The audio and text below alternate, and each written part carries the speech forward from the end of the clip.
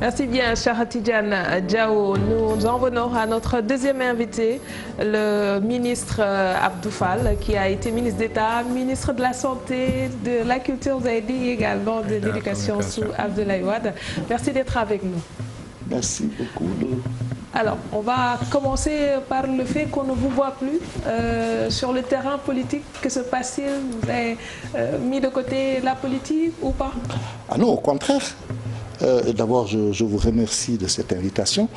Vous savez, moi, lorsque j'ai démissionné du gouvernement en 2011, avant la seconde alternance de 2012, je me suis beaucoup investi dans des organisations de la société civile, beaucoup de développement et le secteur privé.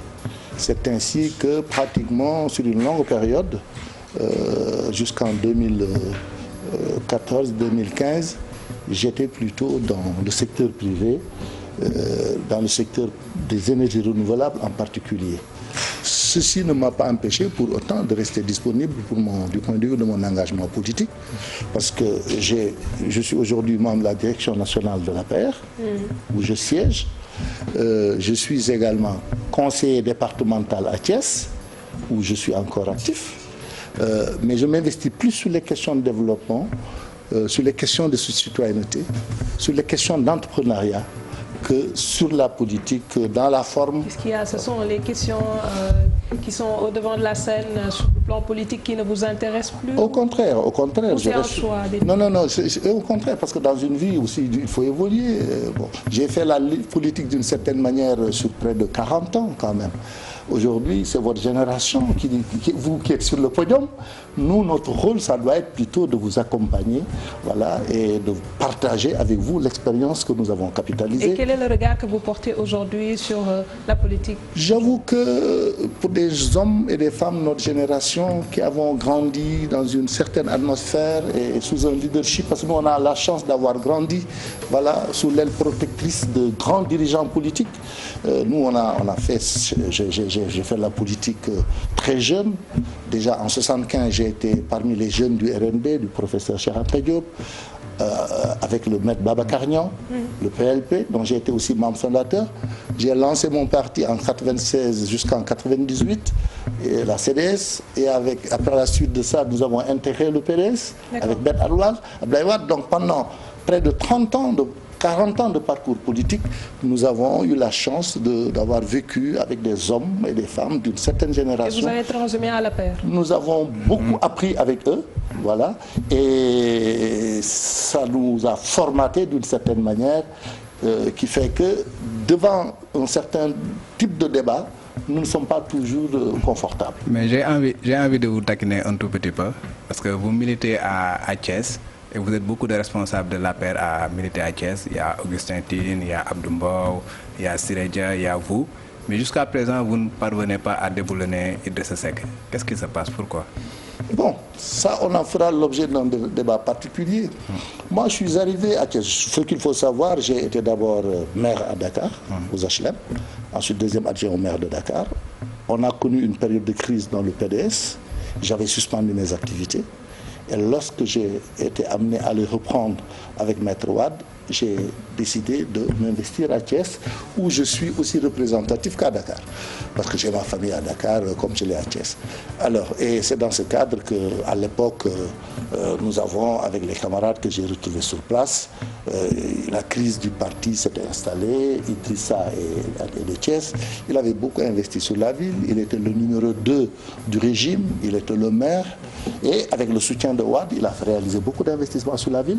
Alors c'est pourquoi moi, lorsque je suis arrivé, mon objectif, c'était d'abord de reconstruire le parti.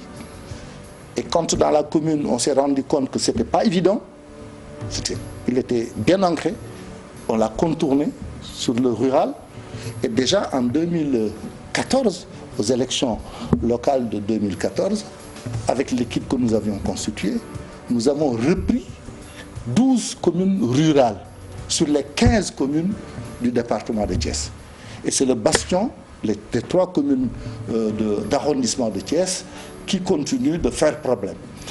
Donc déjà moi, j'étais le responsable régional du parti, le responsable départemental, Et je me suis appuyé sur l'équipe communale qui était sur place et nous avons pu déjà reconquérir toutes ces... Et c'est sur ce potentiel d'ailleurs qu'aujourd'hui l'APR s'est assis pour pouvoir reconquérir le département, qu'on a encore perdu au présidentiel. Alors, mais jusque-là, les bastions de la ville. Sur la ville, ça était largement hégémonique. Hein. Moi, lorsque j'arrivais là-bas à Thiès, il avait plus de 90% des suffrages. Nous sommes arrivés à ce qu'aujourd'hui, réduire les écarts, voilà. Aujourd'hui, le Rewmi est la plus forte minorité de la ville, alors qu'à l'époque, il était hégémonique. Voilà. Mais il n'en reste pas moins qu'il continue d'être fortement présent à la base et contrôle les 3 communes d'arrondissement, pendant que nous, on continue de contrôler les 12 communes rurales. Donc voilà un peu la réalité. Maintenant, il s'est passé beaucoup de choses sur lesquelles nous pourrons revenir le moment venu. Je porterai mon regard dessus. Alors aujourd'hui, moi, je ne suis plus dans l'activité politique où classique, où je revendique des postures dans des organes de parti, à la base, section, fédération. Je suis plus dans l'encadrement politique et c'est pourquoi, bon, lorsqu'on m'a proposé le mandat de conseiller départemental, je l'ai accepté. Voilà. Alors pour le dialogue national... Alors vous parliez de transhumance tout à l'heure. Vous ne m'avez pas répondu, vous avez surfé sur la question. Non, moi je ne fuis jamais les questions. Alors, transhumance, bon, en ce qui me concerne, on ne peut pas en parler, parce que le transhumance c'est qui? C'est celui qui est dans un camp, le camp perd, il reste. C'est comme ça que vous le décrivez. Bon, mais je ne sais pas mon cas. Moi, j'avais déjà quitté en 2011, avant qu'on quitte le pouvoir. J'ai créé un mouvement citoyen avec des années, le mouvement alternatif citoyen Andou Naolé, voilà. Et nous avons traversé les élections de 2012 et après que le président Macky Sall ait remporté la victoire, c'est sûrement à demande d'ailleurs qu'on s'est rencontrés, parce que déjà je m'étais dans le privé et je souhaitais d'abord le féliciter de son succès et lui demander de nous accompagner dans nos activités, ce qu'il a fait comme il l'a fait pour tous les Sénégalais qui étaient dans notre situation. Et dans le cadre des discussions, bon voilà, on a convenu que je pouvais rejoindre le parti pour participer à l'encadrement. Donc moi je ne suis plus aujourd'hui dans des logiques de positionnement. Voilà, je pense que j'ai eu une vie politique suffisamment riche pour pouvoir aujourd'hui m'investir plus dans l'encadrement, dans la facilitation, dans la coopération, pour que sur autre chose. Dans d'autres domaines. Voilà. Sur le dialogue national, comment appréciez-vous l'acte qui a été posé hier avec l'installation du comité de pilotage? Ce qu'il faut retenir sur ce sujet-là, c'est un sujet extrêmement important. C'est l'enjeu. Quel en est l'enjeu? L'enjeu, c'est quoi? C'est que d'abord, il faut savoir, vous êtes bien placé pour observer l'évolution du monde. Nous vivons un monde très difficile. Aucun pays n'est épargné par des crises. Il n'y a pas de crise au Sénégal. Non, je parle du monde. Je parle de l'état du monde. Aujourd'hui, qu'on le veuille ou non, partout dans le monde, y compris dans les pays riches, les citoyens se soulèvent pour réclamer plus de justice sociale, une gouvernance de type nouveau. Et ça a pris des formes de violence que jusque-là, nos sociétés n'avaient pas connues. Parce que ce qu'il y a de nouveau, c'est que des groupes non étatiques disposent de capacités de nuisance, des capacités de violence aussi importantes ou parfois même plus importantes que ceux des États. Oui. Alors, voilà les nouvelles donnes. Alors c'est pourquoi un pays comme le Sénégal, dont le principal capital historique a été sa stabilité, sa paix, la qualité de notre vivre ensemble. Lorsqu'on est dans un tel environnement, je pense que les pouvoirs publics, notamment le chef de l'État, à la suite d'une élection qu'il a remportée haut la main, sans aucune contrainte, s'il décide de dire il est important qu'on se retrouve pour dialoguer, pour que ce capital précieux que nous avons, qui est notre capital paix, la paix représente pour une société ce que la santé représente pour l'être humain. Certains observateurs disent que le chef de l'État cherche justement je ne suis pas là pour les observateurs. À divertir je ne suis pas. Non, ça je ne peux pas. C'est pas le cas. C'est pas mon débat des observateurs. Moi, je pense que les problèmes aujourd'hui de gouvernance dans nos pays sont des problèmes suffisamment sérieux pour qu'on puisse pas les aborder sous l'angle des diatribes, des critiques faciles du premier degré.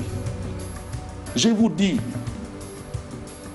la paix représente pour une société ce que la santé représente pour l'être humain. Wala fi dañuy wax ni soxla su dee ñaar feebar da see bokkul. Si tu as deux problèmes, c'est parce que tu n'es pas malade. C'est celui qui est malade, il n'a qu'un problème, recouvrer sa santé.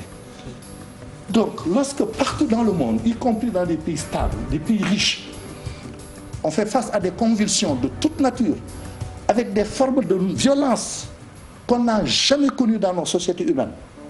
Et vous pensez que le dialogue national peut régler ça? Justement, le but, c'est de dialoguer de façon sereine, pour voir d'abord, ensemble, comment arriver à sauvegarder, à protéger et à consolider cette paix, cette sécurité et cette stabilité qui sont les premiers intrants sans lesquels on ne peut réussir aucune politique de développement. Mais vous ne pensez pas que c'est pipé dès le départ parce que des partis quand même comme le Parti démocratique ont déjà boycotté? Non, ne raisonne pas en termes de partis, raisonnons en termes de pays. Si, mais aujourd'hui, le président... Doucement. Non, mais le dialogue national quand même, les partis politiques... Doucement. Allez-y. Le dialogue national, c'est quoi? D'abord, la deuxième chose qu'il faut retenir, c'est que nous sommes là dans une situation tout à fait inédite. Le type de dialogue auquel le président Macky Sall a conduit le Sénégal ne s'est jamais produit ici. À chaque fois qu'il y a eu des discussions et un dialogue politique, c'était à la suite de contentieux électoraux, post-électoraux, où le pays était en crise. L'autre grand moment de concertation qu'il y a eu, c'est ce qu'on appelait les assises nationales. C'est l'opposition qui avait boycotté les élections, et qui s'est retrouvée dans une situation de crise elle-même. Elle avait besoin de dialoguer pour se redonner les moyens d'un nouveau départ. Mais je ne suis pas d'accord aujourd'hui, avec vous. Le président... Excusez-moi, il y a eu des crises. Il y a eu l'arrestation de Karim Wade, qui a fait que le PDS s'est braqué à un moment donné. Et Abdoulaye Wade, en un moment donné, ne voulait même pas discuter avec le président. Et récemment, il y a eu une réconciliation. C'est la première des choses. Il y a eu également l'arrestation de Khalifa Sall. Et il y a eu une scission au niveau du Parti socialiste. Ce sont des faits qui sont là. Je pense que pour dialoguer, il faut amener tous ces gens-là autour de la table pour pouvoir quand même discuter de ces questions-là. Entendons-nous sur le concept de crise. C'est quoi une crise? C'est quoi une crise? Une crise, c'est lorsque les institutions ne fonctionnent plus. C'est lorsque l'appareil de production ne fonctionne plus. Ça, c'est une crise institutionnelle. Mais c'est ça la crise en politique. On parle de crise politique. Doucement. Il n'y a aucune crise politique dans ce pays. Aucune crise politique n'existe au Sénégal. Je ne vais pas revenir sur cette page, sur cette étape, parce que ça va nous divertir. Et je pense que ce n'est pas indiqué que dans ce contexte, parce que vous savez, même pour construire une nation, il faut une part d'oubli. Si on faisait l'histoire du Sénégal en racontant tout ce qui s'était passé entre nous, notre vivre ensemble aurait été compromis. Donc il faut que ce que Mandela a réussi, personne n'a souffert que les Noirs sud-africains de la domination de l'apartheid. Et pourtant, il a pu surmonter et dépasser. La commission paix et réconciliation a été possible parce qu'il y a eu des hommes et des femmes qui avaient la volonté de tourner des pages pour en ouvrir des nouvelles. Donc, c'est bien. Vous-même vous dites que bon, après ça s'est calmé, c'est tant mieux. Maintenant, le problème qui se pose, le président Macky Sall, il n'est pas là pour gérer une opposition. Ce n'est pas sa mission. Il n'est pas là pour gérer des conjonctures. Il est là pour gérer une nation dans un contexte historique déterminé. Où partout dans le monde, et en particulier dans notre sous-région, et il y en a parlé hier, on vit des types de problèmes qu'on n'a jamais connus. Le jeu démocratique exige que la minorité, aussi spécifique qu'elle soit, qu'elle puisse participer à ces discussions-là. Maintenant, il y a une frange de cette minorité-là qui ne tient pas à prendre part à ces concertations, alors que c'est des partis bien structurés, que l'on connaît, qui représentent sur le poids politique, sur l'échiquier politique, ce qui veut dire que leur non-participation peut avoir un impact sur ce dialogue-là. Entendons-nous d'abord tous les principes généraux. La démocratie, comme vous le dites, c'est le gouvernement de la majorité, dans l'intérêt général et dans le respect des droits de la minorité.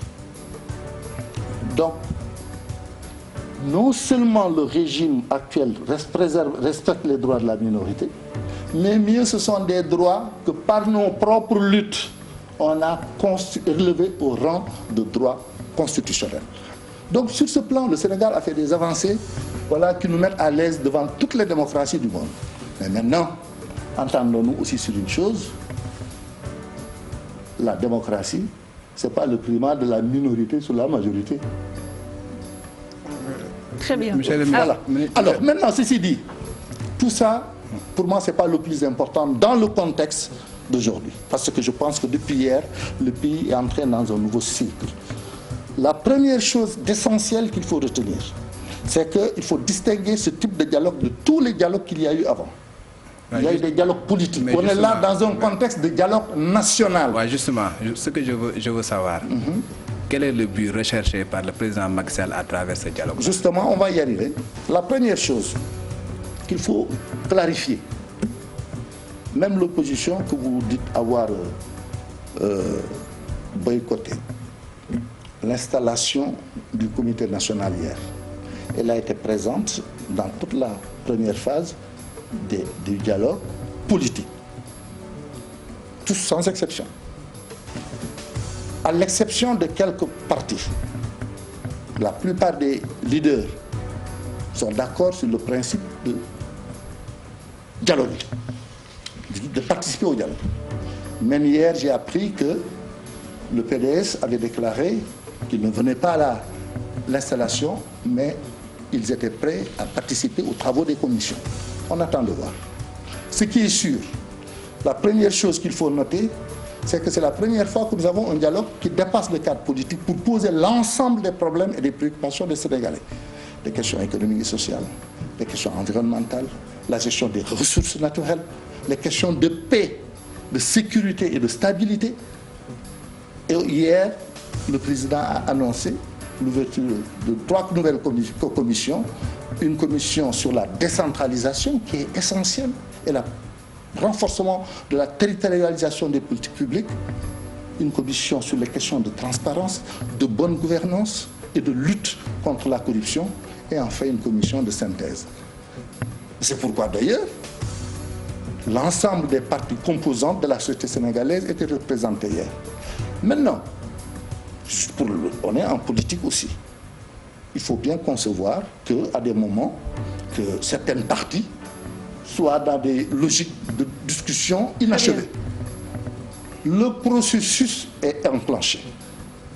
Les portes restent ouvertes. Et je pense que je n'ai aucune raison de croire qu'à terme, l'ensemble des composantes politiques rejoindront le dialogue pour contribuer à ce que nous on puisse trouver un consensus minimal sur certaines questions majeures. On va aborder la dernière question, le temps. Mais oui, il a demandé quelles sont les attentes, c'est ça que je voulais préciser. Moi, je pense que d'abord, c'est une manière d'échanger. Parce que le président de la République, rappelons-le, a été élu autour d'un programme. Donc, le fait majoritaire lui donne toute la latitude de dérouler son programme et qu'il a déjà commencé à dérouler. Mais cependant, on est dans des contextes où il est toujours bon de discuter, de dialoguer, de coopérer. Mais dans ce cas, pourquoi il dit qu'il va appliquer toutes les mesures qui seront issues de toutes les mesures qui feront l'objet d'un consensus. C'est ça qu'il a dit hier. Très bien. Merci beaucoup, Monsieur le ministre. Nous aurions aimé aborder la question énergétique. Ça vous fera peut-être quelques secondes. Vous vous êtes reconverti dans l'industrie énergétique et on assiste dernièrement à beaucoup de polémiques liées à l'augmentation sur le prix de l'électricité. Que faudrait-il faire aujourd'hui pour que le Sénégal puisse être indépendant sur le plan énergétique et que les consommateurs puissent vivre bien sans pour autant souvent être inquiétés par des hausses à tout va? On n'a pas eu de hausse à tout va quand même. Non, on a diminué pour augmenter après quelques années plus tard. Je ne banalise pas ce qui s'est passé, mais quand même toutes les explications livrées par le ministre du Pétrole et ce soir même par le directeur général de la Sénélec quand même rassurent les citoyens sur l'option qu'il y a derrière cette décision, qui est une décision transitoire à mon avis. N'oublions pas que le pays a la chance d'être un pays aujourd'hui qui a changé de statut, devient un pays pétrolier et gazier. Et la grande difficulté que nos pays rencontrent en ce qui concerne la gestion de l'énergie, c'est notre dépendance vis-à-vis du pétrole. Et les fluctuations du baril du pétrole et du coût du dollar, comme le ministre l'a indiqué la semaine dernière. Et aujourd'hui, si le Sénégal commence l'exploitation de son pétrole, il en usera comme il le souhaite. Merci. Ainsi que du gaz. Mais cependant, et c'est là que je vais conclure, notre pétrole le plus important, c'est nos ressources naturelles. C'est le soleil, c'est l'air, c'est l'hydroélectricité et c'est la biomasse. Merci. Et de ce point de vue, le Sénégal a réalisé des résultats extrêmement importants. En l'espace de quelques années, on est passé de moins de 1% à 20% Merci beaucoup, Monsieur Abdou Fall, ancien ministre d'État. Merci également à Daouda Mine. Nous passons tout de suite à Aïssatou Paye dans Tourisme Local.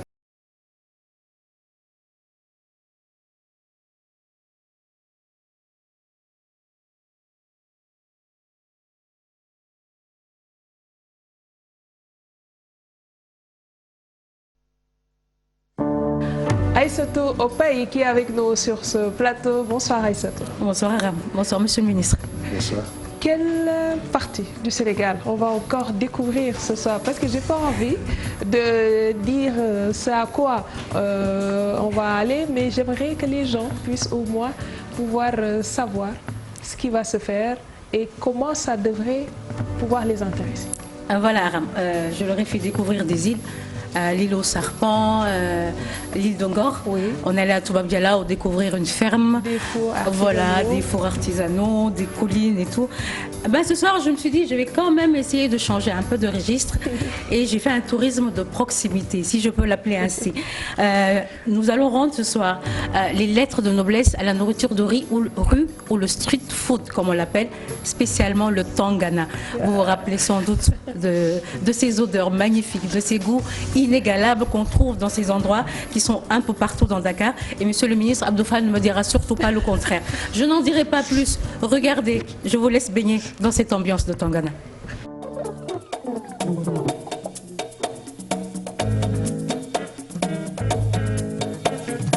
Je suis à la recherche d'un Tangana dans les rues de Ben Tali. Normalement, on en trouve un peu partout.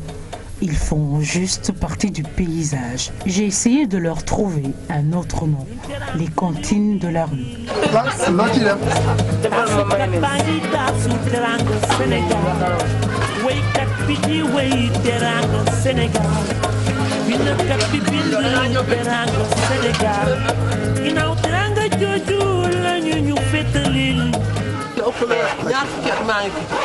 Je suis ici depuis plus de 20 ans. Tout le quartier vient ici prendre son petit déjeuner. Il y en a d'autres de l'autre côté de la rue. Il y a une bonne ambiance. Et le seul hic, c'est que nous sommes en période de vacances. Il y a moins de monde. Ici, c'est le coin Saf-Sap. Les goûts sont inégalables. C'est comme qui dirait une petite famille. Abdou est venu en vacances. Il nous vient du Canada. Hors de question pour lui de rater un petit déjeuner autour d'une gargote. D'habitude, je prends du pain avec, comme ils disent ici, du niébé, avec du spaghetti. Et puis, c'est ma grand-mère qui vend ça toujours. Donc, c'est très succulent ici, riche en protéines, et en fer et tout ça. Ouais, ouais, j'en mange souvent là-bas aussi. C'est ma mère. Et tu bois quoi? Du kenkeliba? Ouais, du kenkeliba avec du lait avec. Donc c'est ça qui fait que le street food ici est très populaire. Est-ce qu'il y a des tanganas au Canada? Non. Non, malheureusement non. Là-bas c'est plus des restaurants, des fast-food, des crêperies. Je vais me ressourcer pour ça. Pareil pour Moussa. Si les plats n'avaient pas un goût agréable, je n'y mettrais pas les pois. C'est Saf-Sap. Merci beaucoup. Ça te fait sourire. En fait, ça me fait sourire. Tu conviendras avec moi que les prix sont accessibles. Ouais, c'est accessible. L'odeur voilà, des omelettes du matin, franchement. Tu auras beau faire chez toi un bon sekao avec du basilic, du moun, bah, tu n'auras pas le même goût, tu vois. Donc j'ai essayé de prendre un petit verre de sekao. Je dis sekao parce que si on dit kenkeliba, ça ne sert absolument à rien. Donc j'ai pris un verre de sekao avec du lait en poudre, avec un peu de feuilles de menthe, exquis. Est-ce que monsieur le ministre est déjà passé? Ah non, ça, ce sont des saveurs qui nous sont très familières, les saveurs de notre enfance. Lorsqu'on était jeunes lycéens, en tout cas, ce sont des lieux qu'on fréquentait. Et c'est de même que les Libu Aoussa et les bandes aussi. Voilà, les bandes, c'est ça, les bandes. Quand je parle de Libu Aoussa, nous, tu vois, c'était les bandes qu'on avait du côté de El Malik. Voilà. Ce sont des scènes de la vie quotidienne que l'on partage tous les jours. C'est un tourisme de proximité. Et j'ai voulu partager ça avec vous, chers Sénégalais. Et je suis sûre qu'il y en a qui ont salivé chez eux, sur leur fauteuil. Et voilà, c'était tout pour ce soir. Je vous souhaite un excellent week-end. Plus de bénédictions sur vous. Et à vendredi. Et à qui on doit ces images? Younous Diatta, je te fais un gros coucou. Je sais que tu t'es réveillé à 3h30 du matin, mais tu es resté avec moi quand même pour me donner ces belles images. Et vous avez goûté à tout ce qui passait devant vous. Je voulais prendre du Panambé. Après, je me suis dit, non, je retourne à la télé, c'est pas sûr. Allez, bon week-end à vous. Merci beaucoup Aïssatou Faye et également à monsieur le ministre d'avoir été avec nous sur ce plateau. Merci à vous qui nous suivez de partout. Lundi, Inch'Allah, on se retrouve à la même heure. Excellent week-end en compagnie de nos programmes.